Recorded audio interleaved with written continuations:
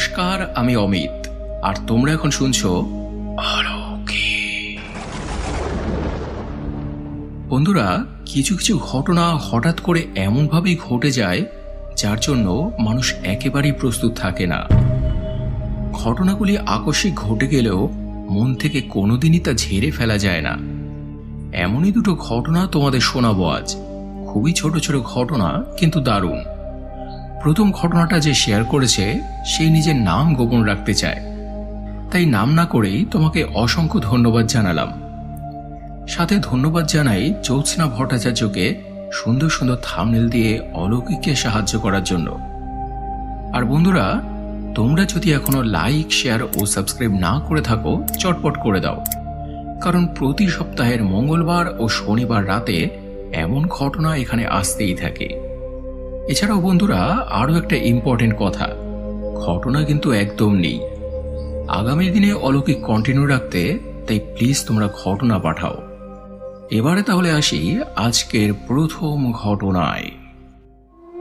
মানা না মানা নিজের কাছে, লোকের মাঝে লুকিয়ে আছে অলৌকিক।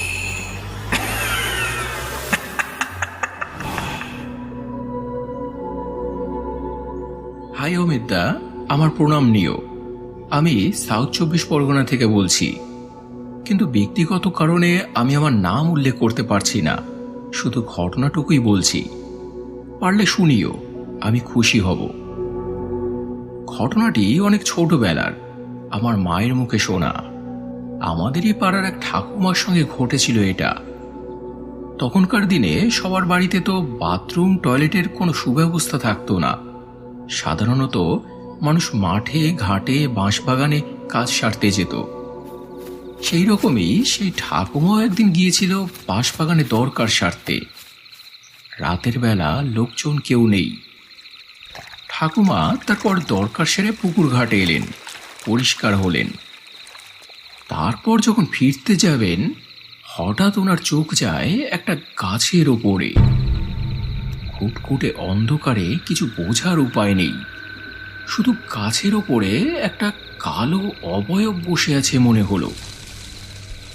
তার চোখ দুটো জলজল করে জ্বলছে। এক মুহূর্তের জন্য ঠাকুমা কেমন বিব্রত হয়ে গেল ওই দেখে। এত রাতে গাছের ওপরে ওই দুটো চোখ কার, এরকম জলজল করে জ্বলছে?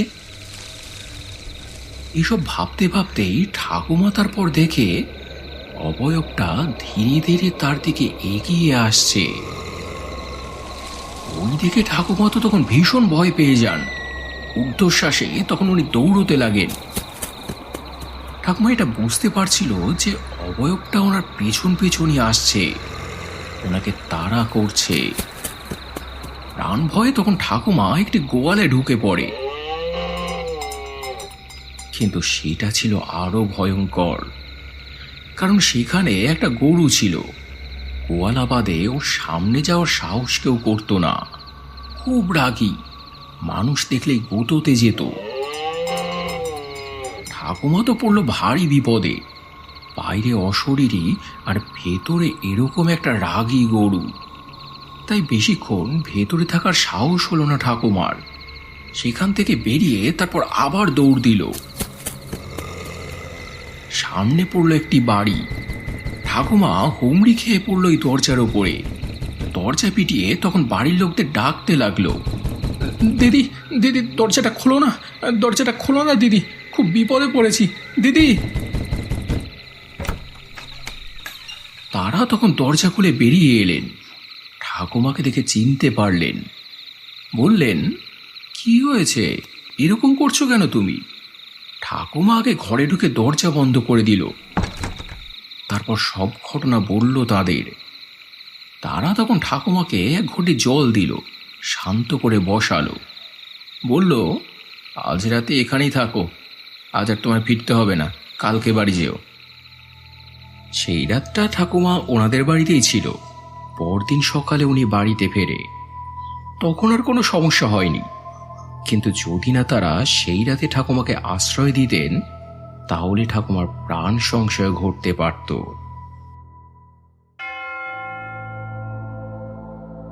তো বন্ধুরা, এই ছিল আজকের প্রথম ঘটনা। গ্রামে গঞ্জে রাতের বেলায় গাছের উপর এইসব জিনিস কিন্তু এখনো দেখা যায়। আমারই এক বন্ধু একবার তারাপীঠে বেড়াতে গিয়েছিল। সেখানে এক জায়গায় রাতের বেলায় ও এরকম একটা জিনিস দেখেছিল। সাদা কাপড় পরা কে একজন পা ঝুলিয়ে বসেছিল গাছের ওপরে। 10-12 বছর আগের ঘটনা। আর একবার আমার এক ভাইপো তখন স্কুলে পড়ে। সন্ধ্যের পর ও আর ওর বন্ধুরা পুকুর পাড়ে বসে মাংস রুটি টিফিন করছিল। তখন ওরাও একটা গাছের উপরে এরকম একটা জিনিস দেখতে পায়। কে যেন গাছের উপরে পা ঝুলিয়ে বসে আছে। তার চোখ দুটো বিড়ালের চোখের মতো জল করছিল। বাচ্চা ছেলে পুলে, তাই ওরা মজা করে বলে, খাবি? বলে এক পিস মাংস তখন পুকুরে ছুঁড়ে ফেলে দেয়। অমনি জিনিসটা একটা লাফ মারে পুকুরের জলে। তারপরে পুকুরের জলের উপর দিয়ে কেউ একজন যেন দৌড়তে থাকে। একবার এদিকে যায়, একবার ওদিকে যায়। শেষে ওরা এত ভয় পেয়ে যায় যে ওখানে আর থাকতে পারেনি, পালিয়ে আসে। এটাও ওই রকমই 10-12 বছর আগেরই ঘটনা। অতএব এসব জিনিস কিন্তু এখনো দেখা যায়। এবারে তোমাদের শোনাবো আজকের দ্বিতীয় ঘটনা। এটা শেয়ার করেছে সীমা ব্যানার্জি দিদি। অসংখ্য ধন্যবাদ দিদি তোমাকে, অনেকদিন পরে আবার অলৌকিক ঘটনা শেয়ার করার জন্য। আর বন্ধুরা, তোমাদের আরো একবার মনে করিয়ে দিই, ঘটনা কিন্তু একদম নেই থাম্বনেলে দেওয়া নাম্বারে। তাই তোমাদের জানা ঘটনা তোমরা চটপট হোয়াটসঅ্যাপ করে দাও, না হলে আগামী দিনে এপিসোড আনা আমার পক্ষে অসম্ভব হয়ে যাবে। তো এবারে আসি আজকের দ্বিতীয় ঘটনায়।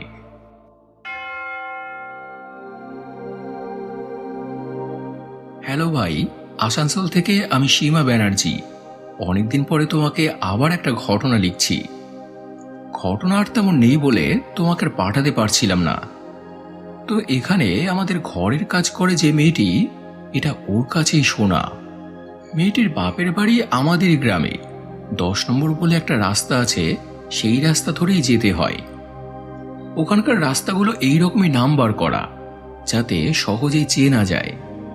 যেমন 10 নম্বর দিয়ে গেলে অমুকের বাড়ি, 6 নম্বর দিয়ে গেলে ওনাদের বাড়ি, এই রকম। তো মেয়েটির দাদা আগে এক জায়গায় কাজ করত। সেখান থেকে ফিরতে ফিরতে প্রায়ই ওর রাত হয়ে যেত। এমনই একদিন সে কাজ করে ফিরছিল, সম্ভবত তখন শীতকাল। এমনি সময় লোকজন থাকতো না, আর তখন তো আরও নেই। চারদিক অন্ধকার, নিস্তব্ধ। তো 10 নম্বরে যাওয়ার আগে যে গলিটা পড়তো, সেখান থেকে আসতে গিয়ে ওর দাদা একটা জিনিস দেখতে পায়। গলিটার ঠিক মুখটায় একজন মহিলা দাঁড়ানো, খোলা চুলে পেছন করে দাঁড়িয়ে আছে। তার উচ্চতা আনুমানিক 8 ফুটের কম নয়। সেই দেখে ওর দাদা তো তখন খুব ভয় পেয়ে যায়। এত লম্বা তো কোনো মানুষ হয় না, আর রোজই তো সেখান দিয়ে আসে যায়, সবাইকেই চেনে।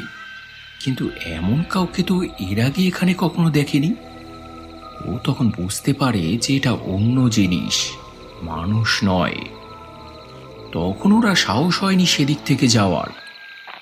নিঃশব্দে সরে এসে তারপর অন্য পথ ধরে আবার বাড়িতে ফেরে। দাদার মুখে ঘটনা শোনার পর মেয়েটা বাপের বাড়িতে যাওয়াই ছেড়ে দিয়েছে। কারণ ঘর সংসার সামলে ওর যেতে হলে বিকেলের পরেই যেতে হয়, আর ফিরতে ফিরতে রাত হয়ে যায়। যদি বা এমন কিছু রাতের বেলায় ওকেও দেখা দেয়, সেই ভয়ে। তো বন্ধুরা, এই ছিল আজকের দ্বিতীয় ঘটনা।